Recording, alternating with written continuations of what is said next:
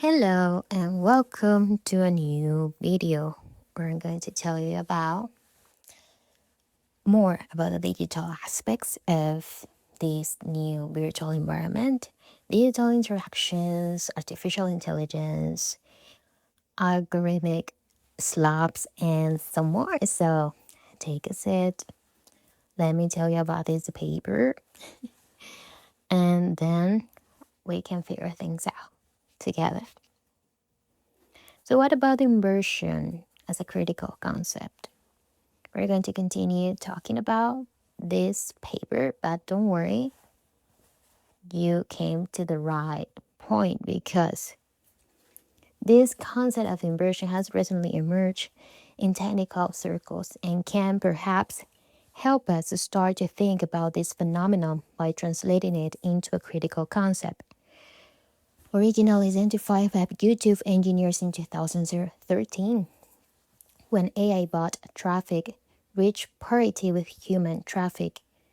For them, the inversion represented a critical threshold where automated systems might begin treating algorithmic behaviors as real and human behavior as fake. But what is fake nowadays? As Keller in 2018 described, YouTube have as much traffic from bots masquerading as people as it did from real human visitors, according to the company. Some employees feared this would cause the fraud detection system to flip, a situation they described as an inversion. However, beyond this technical description, it is argued that inversion can be understood as a broader philosophical and cultural concept that can be developed, deployed, and philosophical and cultural conception that can diagnose a new social pathology emerging from how reality and artificiality are constituted in computational societies. If before bots were something fake, what is AI now? For example, the concept of musical immersion offers a productive metaphor for understanding the notion of algorithmic immersion in digital culture. In music theory, when we invert a chord, we maintain its fundamental identity whilst reorganizing its structure through systematic repositioning of the notes. Bach's Prelude in C Major, which opens the well-tempered clavier, provides a good demonstration of musical inversion. In its opening sequence, a C major chord is systematically inverted. First, we hear it in a root position. Then first inversion appears. And finally, second inversion tends to close everything up. While each inversion remains recognizably a C major chord, each position creates distinctly different harmonic relationships and acoustic properties. Using this metaphor can help us explain how algorithmic systems maintain recognizable cultural forms while reorganizing their mode of production, such as the underlying identity remains constant, even as its structural relationships are transformed. The example of second inversion creating structural instability while maintaining harmonic identity is particularly relevant here, as it gestures to how algorithmic systems might generate a similar form of cultural instability whilst preserving recognizable forms, suggesting that something can appear familiar on the surface by structurally destabilized through computational transformation. This cultural inversion operates across multiple domains of symbolic production, showing how algorithmic systems are deconstructing the cultural and political economic relationships between humans and societies. So, same as music, how do you think digital platforms, the people on the back of those prior languages, are constituting and building a new cultural world by its side screen? This social understanding of immersion helps gesture towards its impacts across different domains of cultural production. The convergence of new inversions techniques, including continuous vector representation, control stochasticity, and bounded novelty, can create something that is sufficiently distinct from previous approaches to justify describing it as a qualitative break. So it goes beyond a prompt, it goes beyond an algorithm. We can say an example in this emergence of automimetric or mimetic production on streaming platforms. These are systems of artificial streaming where both cultural production and consumption are algorithmically automated, creating closed circuits of value extraction. Musicians, taking this example back, and entrepreneurs have begun exploiting the political economy of streaming by creating autonomous systems that both generate and consume music, exemplifying a short circuit of cultural transindividuation where human aesthetic experience becomes incidental to the process of economic value creation. So nowadays, how is our culture measured? To do this, they use closed algorithmic feedback loops that generate revenue. To create these feedback loops, they deploy bots to create endless variation of ambient or functional music through algorithmic composition. Then use networks of automated listeners, essentially fake users, to stream these tracks continuously, generating micropayments from platforms like Spotify.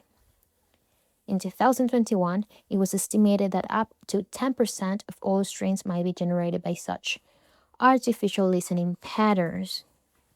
This represents an interesting concrete example of a synthetic audience where the music is algorithmically generated, listened to by bots, and with the entire system designed to extract value from the platform's payment infrastructure rather than provide a human aesthetic experience. What makes this case particularly revealing is how it inverts traditional models of cultural production and consumption as the audience is synthetic, the creator is increasingly algorithmic, and the actual human listeners become almost incidental to the value extraction process.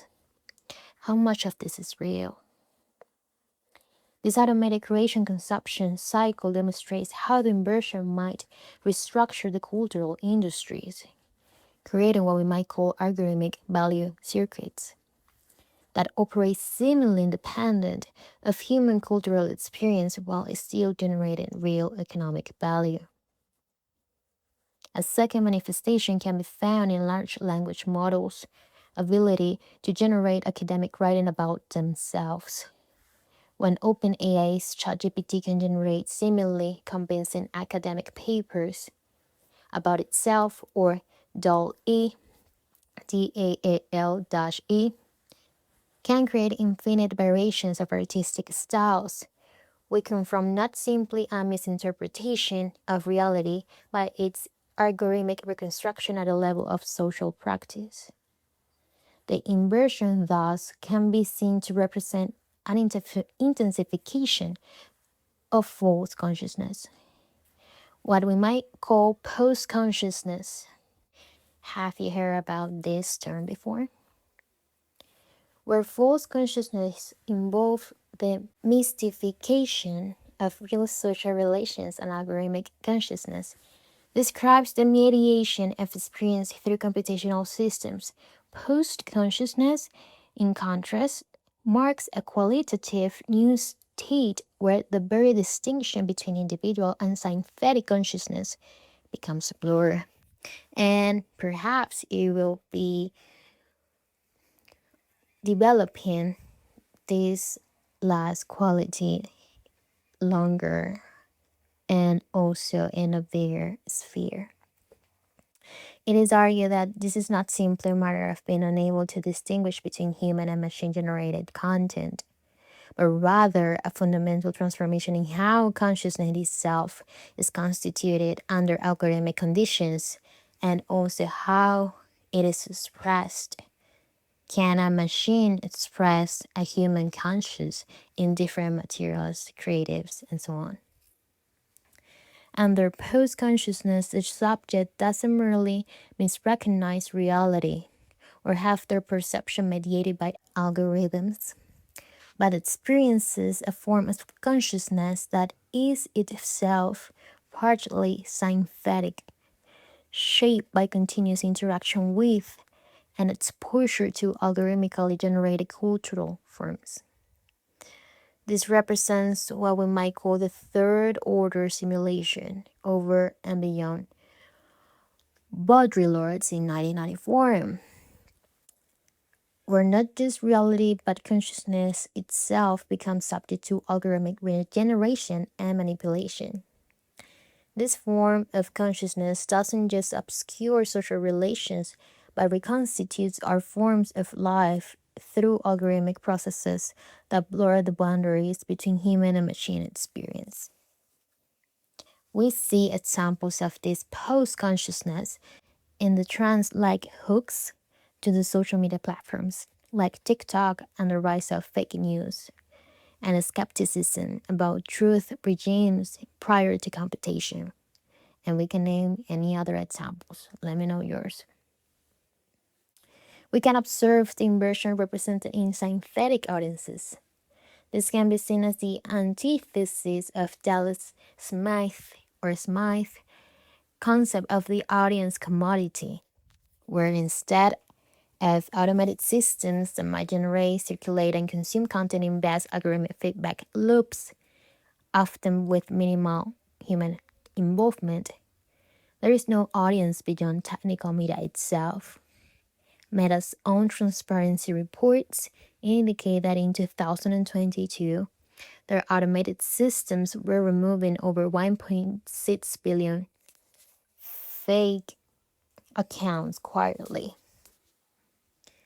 suggesting an environment where synthetic engagement potentially exceeds human interaction. The metrics and measurements used to understand audience behavior might thereby become predominantly synthetic and distorted, forcing cultural producers to adapt to the algorithmic patterns of engagement and also to maintain their presence on a platform. That's why we also call back the bots.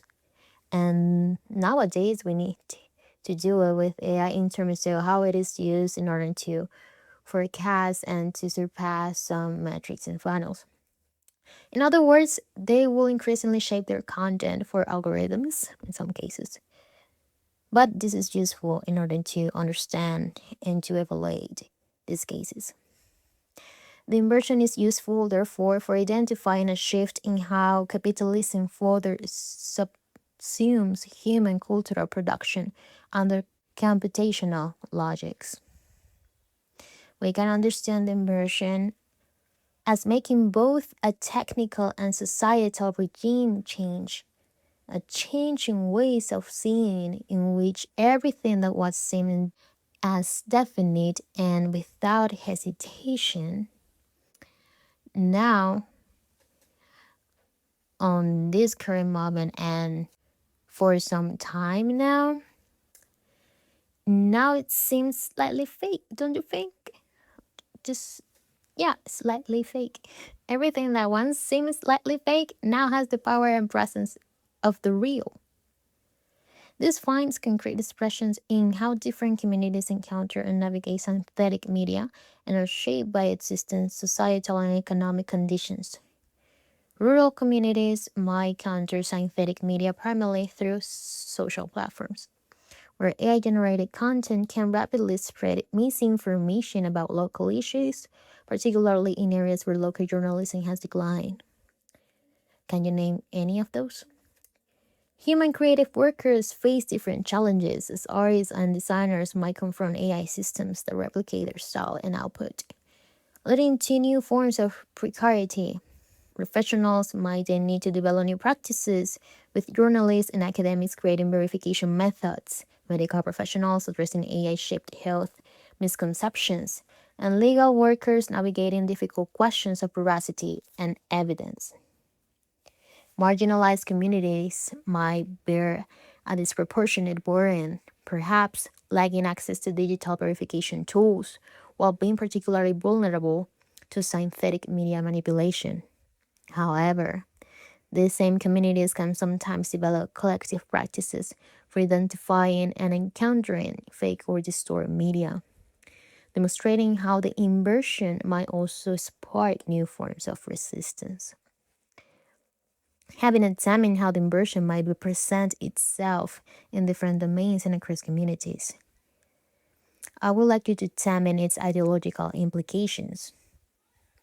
The shift in analysis from technical aspects to ideological structures connects algorithmic systems to the reshaping, not just cultural production, but perhaps consciousness itself. But we can go deeper into this together. Let me know what are your thoughts about. Of course, I will leave you the reference on the description box, the name of the author, and of course, the commentaries said in here and in the future. I would like to know them all. If you like this type of content, or remember to support and to hear the previous videos. And see you on the next one. Bye bye.